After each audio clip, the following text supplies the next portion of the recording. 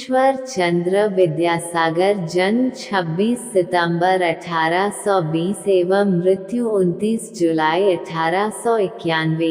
जन्म ईश्वर चंद्र बंद्योपाध्याय 19वीं सदी के एक भारतीय शिक्षक और समाज सुधारक थे।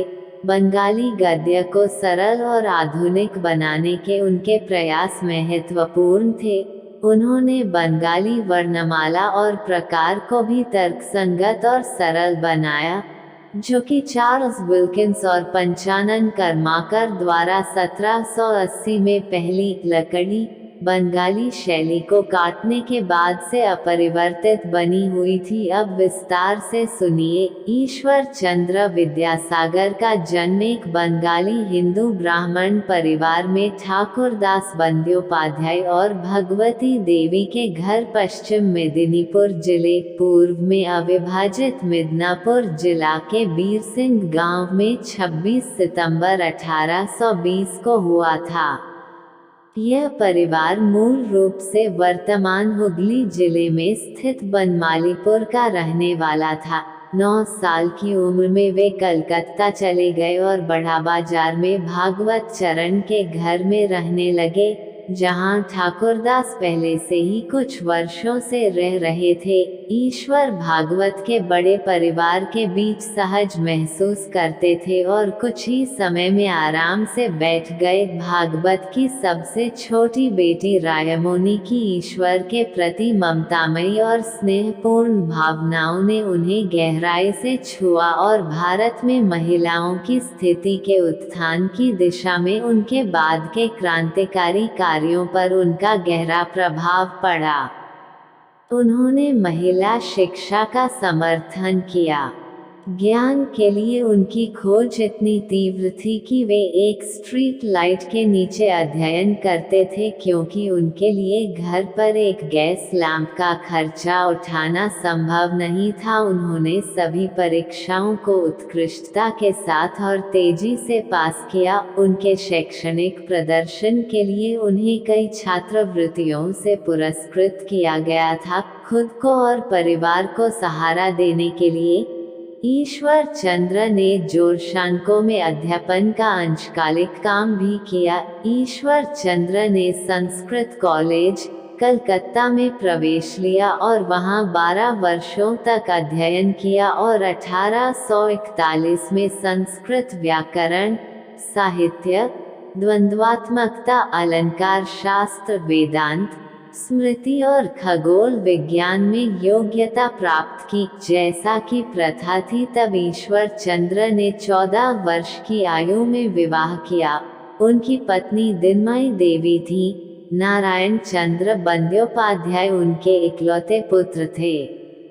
वर्ष 1839 में ईश्वर चंद्र विद्यासागर ने अपनी संस्कृत कानून की परीक्षा सफलतापूर्वक उत्तीर्ण की। 1841 में 21 वर्ष की आयु में ईश्वर चंद्र ने फोर्ट विलियम कॉलेज में संस्कृत विभाग के प्रमुख के रूप में प्रवेश लिया।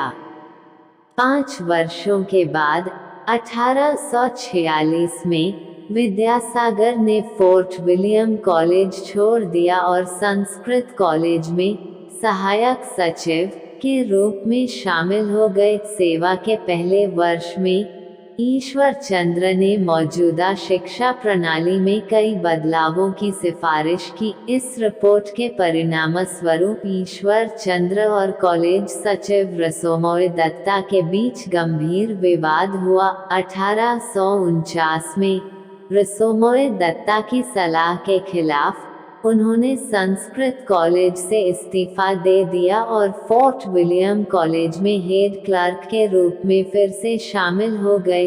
वो हिंदू विधवा पुनर्विवाह के लिए सबसे प्रमुख प्रचारक थे।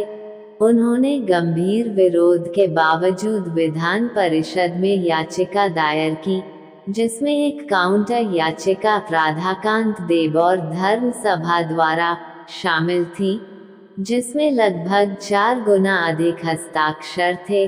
भले ही विधवा पुनर्विवाह को हिंदू रीति रिवाजों का घोर उल्लंघन माना जाता था और इसका कड़ा विरोध किया जाता था, लॉर्ड डलहौजी ने व्यक्तिगत रूप से विधेयक को अंतिम रूप दिया और हिंदू विधवा पुनर्विवाह अधिनियम 1856 पारित किया गया। बाल विवाह के खिलाफ विद्यासागर के प्रयासों से सहमति अधिनियम 1891 की आयु हुई, जिसमें उपभोग की न्यूनतम आयु 12 वर्ष। द्वारकानाथ विद्याभूषण द्वारा एक साप्ताहिक समाचार पत्र सोमप्रकाश 15 नवंबर 1858 एक अग्रहायण 1265 BS को शुरू किया गया था। द्वारकानाथ 1819 से 1886 कलकत्ता में संस्कृत कॉलेज के प्रोफेसर थे। मूल योजना ईश्वर चंद्र विद्यासागर 1820 से 1891 द्वारा बनाई गई थी, जो संपादकीय मामलों में द्वारकानाथ को सलाह देना जारी रखते थे। वो हिंदू फीमेल स्कूल के सचिव के रूप में भी जुड़े थे, जिसे बाद में बैथ्यून फीमेल स्कूल के रूप में जाना जाने लगा। उन्होंने संस्कृत और दर्शन शास्त्र के अपने स्नातक अध्ययन में इतना उत्कृष्ट प्रदर्शन किया कि कलकत्ता में संस्कृत कॉलेज, जहां उन्होंने अध्ययन किया, ने उन्हें विद्यासागर, ज्ञान का महासागर, संस्कृत, विद्या, ज्ञान और सागर, महासागर की सम्मानजनक उपाधि दी।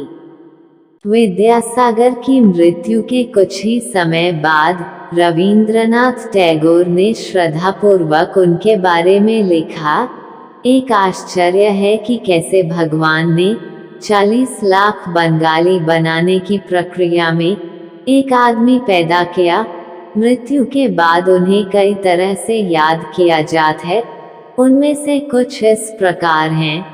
2004 में विद्यासागर को BBC के सभी समय के महानतम बंगाली के सर्वेक्षण में 9वें स्थान पर रखा गया था। ईमानदारी और साहस विद्यासागर के चरित्र की पहचान थे और वे निश्चित रूप से अपने समय से आगे थे। उनकी विद्वता और सांस्कृतिक कार्यों की मान्यता में सरकार ने 1877 में विद्यासागर को भारतीय साम्राज्य का साथी की नामित किया। जीवन के अंतिम वर्षों में उन्होंने भारत में एक पुरानी जनजाति संथाल के बीच अपने दिन बिताने का विकल्प चुना। भारतीय डाक ने 1970 और 1998 में विद्यासागर की विशेषता वाले डाक टिकट जारी किए। ईश्वर चंद्र विद्यासागर के नाम पर स्थानों की सपा।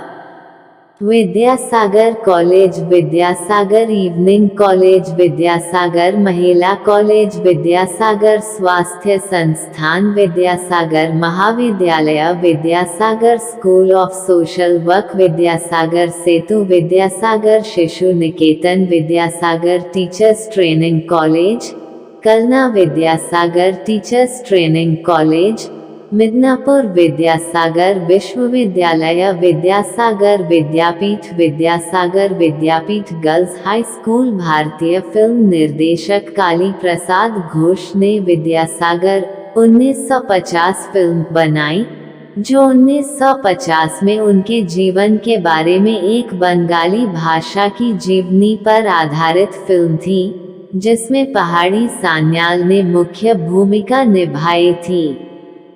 पूरा वीडियो देखने के धन्यवाद। जय हिंद, जय भारत।